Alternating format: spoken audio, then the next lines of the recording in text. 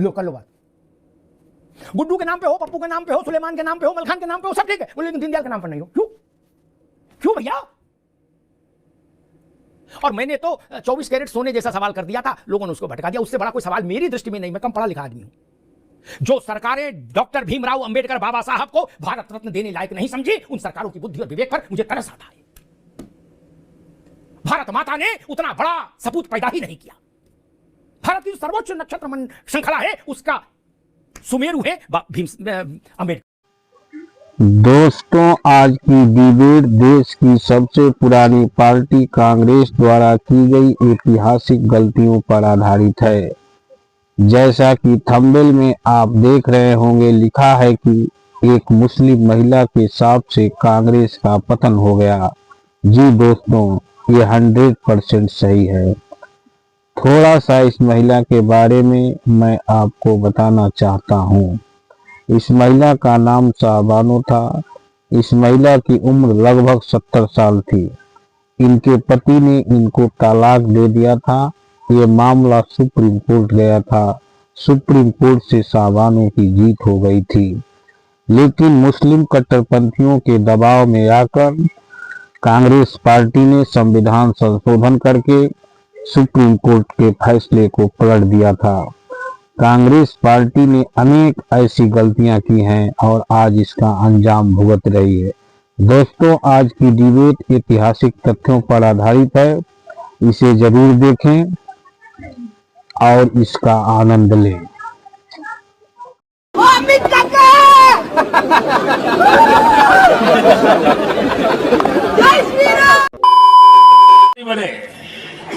उन्होंने संविधान को एक और गंभीर झटका दे दिया। सुप्रीम कोर्ट ने शाहबानो का जजमेंट दिया था।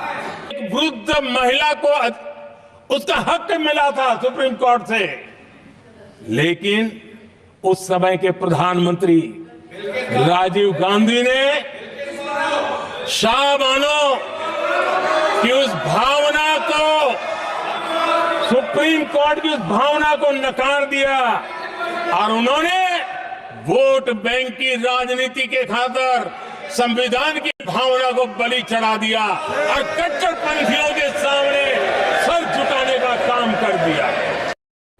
चलो भाई, देखो अब मैं क्या करता हूं। ये कहा अटल बिहारी वाजपेयी ने, जो उनके विरोधी पार्टी के नेता थे।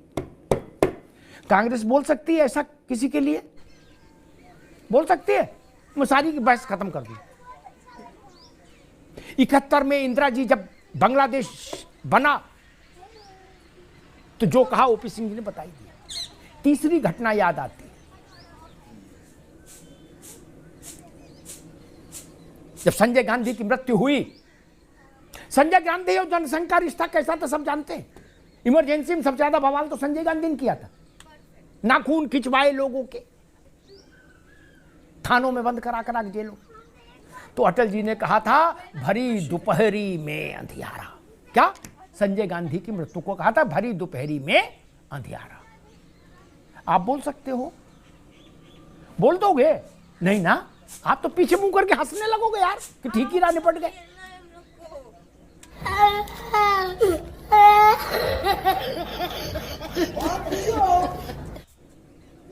बड़ी बड़ी बातें हुई यहाँ 1 घंटा।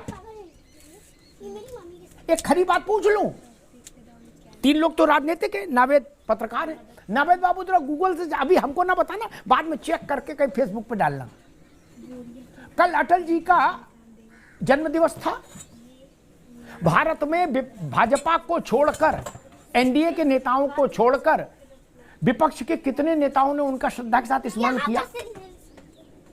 कोई उनके आसपास का है क्या इस वक्त देश में जिंदा? नहीं ना। वो जवाहरलाल के साथ आए थे चुनकर इस देश की संसद में। कोई है क्या उतना बड़ा नेता? छोटे कद के नेताओं ने, जुगनुओं ने सूरज को श्रद्धांजलि देना भी जरूरी नहीं समझा।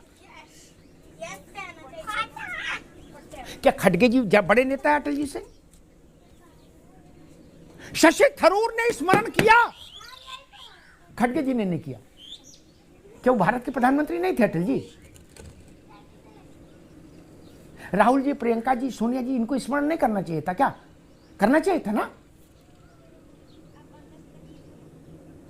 नहीं किया ना? क्यों नहीं किया? छोटे नेता थे वाजपेयी। अकेले नेता ऐसे रहे जिसने गांधी परिवार की सारी पीढ़ियों के साथ संसद में अपनी उपस्थिति रखी है। जवाहरलाल जी के साथ, इंदिरा जी के साथ, राजीव गांधी के साथ, सोनिया जी के समय में कितनों ने फूल चढ़ाए, कितनों ने फूल चढ़ाए। कटुता इतनी गहरी है। फिर कहा जा रहा कोई एहसान किया, आपने इलाज करा दिया, वो तो एहसान हो गया। किसी ने भारत रत्न दे दिया तो बोले देते नहीं तो कहां जाते, नहीं देते तो हम तो कंटाप नहीं मारते इनके। गजब बात है। ऐसा तर्क कहां से लाते हो यार? मैं कुछ दिन पहले की बात है, ये तो मूर्ति लगी तो पंडित दीनदयाल उपाध्याय चर्चा में आ गए। कुछ दिन पहले की इसी शो की बात है। कांग्रेस के एक मित्र, हमारे मित्र प्रवक्ता ने मालूम क्या कहा था, क्या कि दीनदयाल कौन है, कौन जानता है उनको, उनका क्या योगदान है। ये भाषा है बोलने की, ये शैली है। जो लोग जीवित हैं उनसे लड़िए ना। इसमें तो कुछ अच्छा नहीं। फिर मैंने उनका ज्ञानवर्धन किया कि दीनदयाल जी कौन थे। पॉलिथीन की जरूरत है, पॉलिथीन की नहीं। हमने कहा जिनसे आपकी रिश्तेदारी है इस वक्त सपा वालों से, उनके जो कुलगुरु हैं राम मनोहर लोहिया, वो उनके मित्र हुए एक दौर में, और उन्होंने और लोहिया जी ने मिलकर कांग्रेस का बैंड बजाया। हाँ ये ठीक है, चलो मिल गए। वो कह रहे थे दीनदयाल कौन है, क्यों इनके नाम पर कुछ हो, लो कर लो बात। गुड्डू के नाम पे हो, पप्पू के नाम पे हो, सुलेमान के नाम पे हो, मलखान के नाम पे हो, सब ठीक है, बोले लेकिन दीनदयाल के नाम पर नहीं हो। क्यों, क्यों भैया? और मैंने तो 24 कैरेट सोने जैसा सवाल कर दिया था, लोगों ने उसको भटका दिया। उससे बड़ा कोई सवाल मेरी दृष्टि में नहीं, मैं कम पढ़ा लिखा आदमी हूं। जो सरकारें डॉक्टर भीमराव अंबेडकर बाबा साहब को भारत रत्न देने लायक नहीं समझी, उन सरकारों की बुद्धि और विवेक पर मुझे तरस आता है। भारत माता ने उतना बड़ा सपूत पैदा ही नहीं किया। भारत की जो सर्वोच्च नक्षत्र मन श्रृंखला है, उसका सुमेरु है भीम अंबेडकर जी।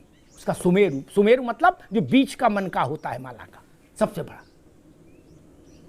आप लोगों ने जाने कैसों कैसों को दे दिया यार, उनको नहीं समझा। और बाबा साहब की किताब हमेशा आप लोग हाथ में रखते हो, फोटो, कहते बाबा साहब बाबा साहब, तब नहीं समझ में आता कि बाबा साहब कौन है।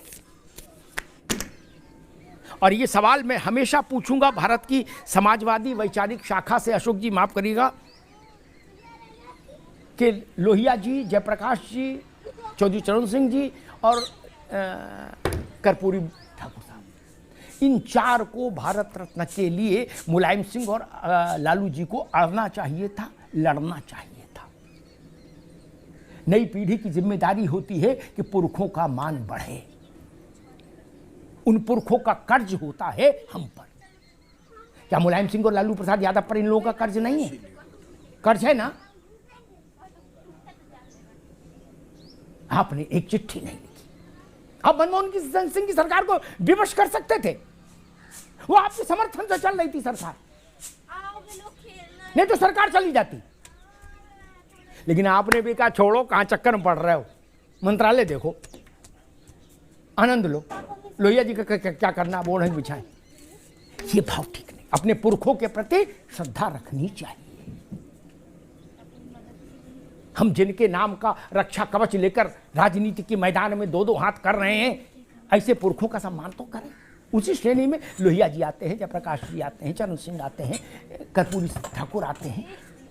और भरी दिल्ली में जो सबसे महत्वपूर्ण स्थान, जहां से प्रधानमंत्री और राष्ट्रपति, उपराष्ट्रपति, गृह मंत्री, फलान मंत्री, ढिकान मंत्री दिन में कई बार गुजरते हैं, वो इंडिया गेट का इलाका, जॉर्ज पंचम की मूर्ति हटाई गई। नावेद बाबू सुन लो, उसके बाद पंचम को कंचम करने के बाद 7 दशक तक वो खाली रही। क्या? नेताजी सुभाष चंद्र बोस की 32 टन की प्रतिमा भी मोदी को ही लाके वहां लगानी पड़ी। क्या ये सच नहीं बोलूं? आप लगा सकते थे, लेकिन आपको उनमें रुचि नहीं थी, सुभाष चंद्र बोस में। उसके दूसरे कारण मैं अभी नहीं जाऊंगा, नहीं बहुत, फिर तो 1 घंटा और बहस चल जाएगी कि सुभाष बाबू की क्यों प्रतिमा नहीं लगी। आज जो प्रतिमा लगी है ना दिल्ली में, राज भाई सच्ची पूछिए, चारों तरफ से इंडिया गेट पे कहीं से भी घूमिए, नेताजी का मुस्कुराता हुआ चेहरा दिखता है, भव्य, दिव्य और गरिमापूर्ण। क्या ये कृतज्ञ भारत की ओर से नेताजी को एक आदर ज्ञापित करने का तरीका नहीं होना चाहिए था? होना चाहिए था ना। बस यही हो रहा है, इसी का स्वागत होना।